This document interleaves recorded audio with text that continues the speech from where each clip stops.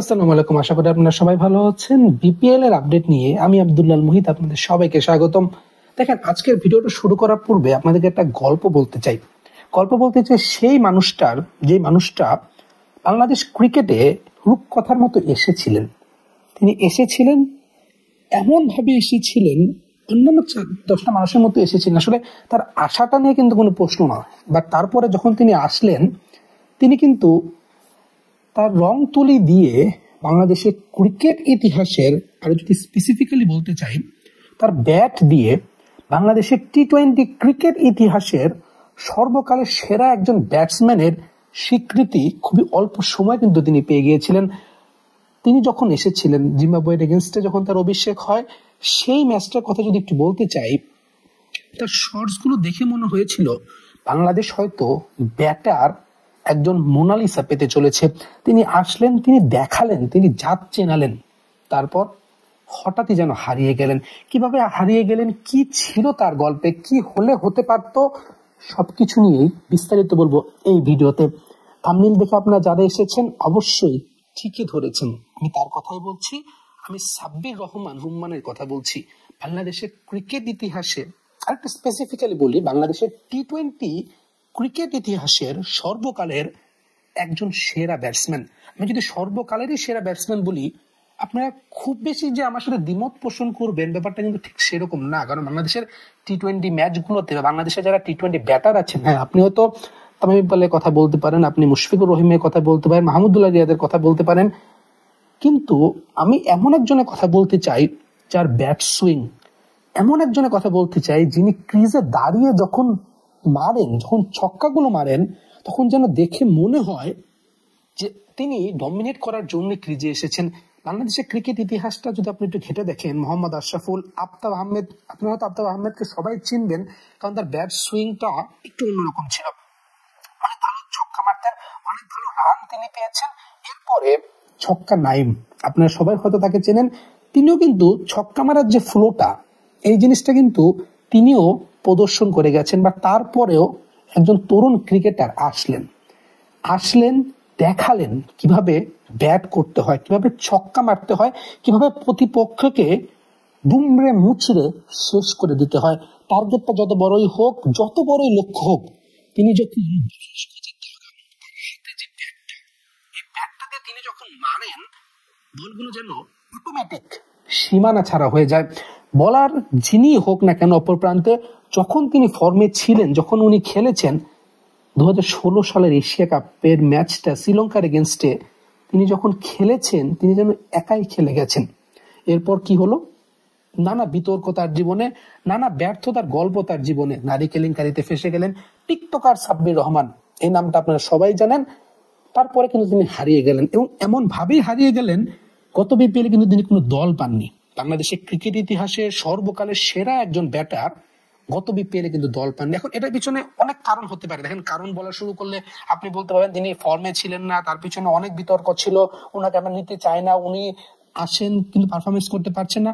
সবকিছু আমি আড়ালে রেখে বলতে চাই, এরকম ট্যালেন্টেড প্লেয়ার, আমি শুধু প্লেয়ার সাব্বির রহমানের কথা বলছি, আমি কিন্তু সেই মানুষটার কথা বলছি যিনি 22 গজে যখন দাঁড়ান, তিনি কিন্তু তার মতন করে ব্যাট চালান। গত বিপিএল কিন্তু তিনি দল পাননি, বাংলাদেশের ন্যাশনাল টিমের রাডারে তিনি অনেকদিন যাবতই কিন্তু বাইরে। হঠাৎই 2024 সাল ঢাকা ক্যাপিটালস নতুন করে দল নিলেন 25 বিপিএল এর জন্য। 25 বিপিএল শুরু হলো সাকিব খানের দলে সাব্বির রহমান রুম্মান। নামটা যখন আপনারা দেখেছেন, হয়তো সেই সাব্বিরের কথাই মনে করেছেন যিনি 2016 সালে ছিলেন বাংলাদেশের ক্রিকেট ইতিহাসের টি-20 ব্যাটারের লিস্টে অন্যতম সেরা ব্যাটারকে হয়তো আপনারা মনে মনে চেয়েছেন। লিটন কুমার দাস, তানজিদ তামিম, মুস্তাফিজুর রহমান, নামগুলো সবারই চেনা, এবং ঢাকা ক্যাপিটালস কিন্তু তাদেরকে পিক করেছে। কিন্তু মাঝে যখন নামটা এসেছে সাব্বির রহমান রুম্মান, তখনই কিন্তু মনে হয়েছে হয়তো বা এবার কিছু একটা হবে। হয়েছেও কিন্তু ঠিক তাই। সাব্বির রহমান এসেছেন, সাব্বির রহমান দেখিয়েছেন, সাব্বির রহমানের মতো পারফরমেন্স করেছেন। তার বিপিএল স্ট্যাটস নিয়ে একটু কথা বলতে চাই। এখন পর্যন্ত তার হাইয়েস্ট রান কিন্তু 33 বলে 82 রানের ইনিংসটা। আপনি যদি স্ট্রাইক রেটের কথা বলেন, যেটা টি-20তে সবচেয়ে বেশি ইম্পর্টেন্ট, সেখানে কিন্তু 176.09, আমি 176 ধরলাম, 176 স্ট্রাইক রেটে তিনি ব্যাটিং করছেন, এখন পর্যন্ত তিনি ছক্কা হাঁকিয়েছেন 17টা। আপনি একটু বিচার করে দেখেন, একজন ব্যাটসম্যান 17টা ছক্কা হাঁকিয়েছেন। তার এভারেজ যদি বলি 40.50, 7 ম্যাচে 40.50 তার কিন্তু এভারেজ। সাব্বির রহমান একটু বেশি দেরি করে ফেললেন, সামনে কিন্তু চ্যাম্পিয়ন্স ট্রফির একটা সুযোগ ছিল, বা তারপরে কিন্তু তিনি ফর্মে ফিরেছেন। এই জিনিসটা কিন্তু আমাদের জন্য খুবই ইম্পর্টেন্ট একটা জিনিস। আমি এই কথাটা কেন বললাম, কারণ 25-এর পরে 26-এর শুরুতে বা 26-এর মাঝামাঝিতে কিন্তু ভারতে টি-20 বিশ্বকাপ রয়েছে, এবং সেই টি-20 দলে আমরা কিন্তু সবাই চাই সাব্বির রহমান আবার ফিরে আসুক।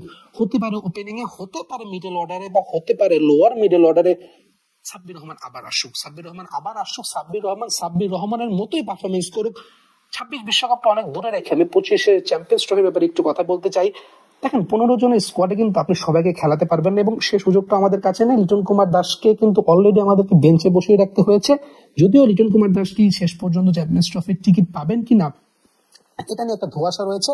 বাট 15 জনের পরে আপনি যদি ব্যাকআপ কারো কথা বলেন, আমি বলবো সেখানে মিডল অর্ডারে বা লোয়ার মিডল অর্ডারে সাব্বির রহমান রুম্মানের নামটা কিন্তু নির্বাচক প্যানেলও চিন্তা করছে। এমন যদি না হয়, আমি কখনোই চাবো না যেমন কোনো কিছু হোক, বা যদি এমন কোনো সিচুয়েশনে আমাদেরকে পড়তে হয়, মুশফিকুর রহিম, মাহমুদুল্লাহ রিয়াদ বা এমন কেউ যদি চ্যাম্পিয়ন্স ট্রফির থেকে ছিটকে যান, সেই ক্ষেত্রে হয়তোবা সাব্বির রহমানের একটা সুযোগ আসতে পারে। কারণ এখন উনি যে ফর্মে আছেন, এই ফর্মে আমি চ্যাম্পিয়ন্স ট্রফির কথাটা বারবার এই জন্যই উল্লেখ করছি, কারণ পাকিস্তানের যে পিচ, আপনি যখন রাওয়ালপিন্ডিতে পাকিস্তান এবং নিউজিল্যান্ডের পেসারদের মোকাবেলা করবেন, বাংলাদেশে কিন্তু পেস বোলিংটা সাব্বির রহমান সবচেয়ে ভালো খেলেন। সবকিছু মিলে সাব্বির রহমান এখন বিপিএল এর যে ফর্মে রয়েছেন, ঢাকা ক্যাপিটালসের এখনো 2টো ম্যাচ বাকি আছে, প্লে অফ তারা খেলবে কিনা এটা একটু ডাউটফুল হতে পারে। বাট সাব্বির রহমান বিপিএল এর মঞ্চে সে কিন্তু ব্যাট হাতে এখন পর্যন্ত 17টি ছক্কা হাঁকিয়েছেন। আপনি যদি তার 4-এর মারগুলো দেখতেন, তার 6-এর মারগুলোর কথাই যদি আমি বলি, আপনি যদি তার 6-এর মারগুলো দেখতেন, sweet timer off the ball, সহজ ইংরেজিতে বললে sweet timer off the ball, middle part of the bat, এই ওয়ার্ডগুলো কিন্তু আপনি কমেন্ট্রি প্যানেলে শুনবেন। কারণ উনি টি10 লিগ খেলার পরে যখন বিপিএল এ আসলেন, শুরুর একাদশে তিনি ছিলেন না, 2-3টা ম্যাচ তিনি মিস করেছেন, 4 নম্বর ম্যাচে খুব একটা ভালো কিছু করতে পারেননি। বাট এরপর যখন একটা ইনিংস উনি খেললেন, যখন শ্যাকেলটা ভেঙে উনি আসলেন, উনি কিন্তু উনার মতোই পারফরমেন্স করে গেছেন। চ্যাম্পিয়ন্স ট্রফির দলে এখন পর্যন্ত সাব্বির রহমান কিন্তু নেই, কিন্তু ইনজুরি কিন্তু সবসময় আপনাকে বলে আসে না, যে কোনো প্লেয়ার যে কোনো পজিশনে ইনজুর হতে পারে। বাট সাব্বির রহমান রুম্মন উনি কিন্তু দেখিয়েছেন, উনি চিনিয়েছেন। আশা করব 16 সাব্বির রহমান এই ফর্মটা যেন ধরে রাখে, এবং বিভিন্ন বিতর্ক কিন্তু সবসময় তার পিছন ছাড়ছে না। ব্যাড বয়ের যে তালিকা, ব্যাড বয় সাব্বির রহমান, এই ট্যাগটা তার নাম থেকে বা তার জীবন থেকেই চিরতরে মুছে যাক। আমরা ক্রিকেটার সাব্বির রহমানকে চাই, আমরা ছক্কা সাব্বির রহমানকে চাই, যিনি ব্যাট হাতে যে কোনো প্রতিপক্ষের জন্য ভয়ঙ্কর হয়ে দাঁড়াতে পারে। সাব্বির রহমানের বিপিএল এ পারফরমেন্স কেমন হচ্ছে অবশ্যই কিন্তু কমেন্ট বক্সে জানাবেন। ধন্যবাদ।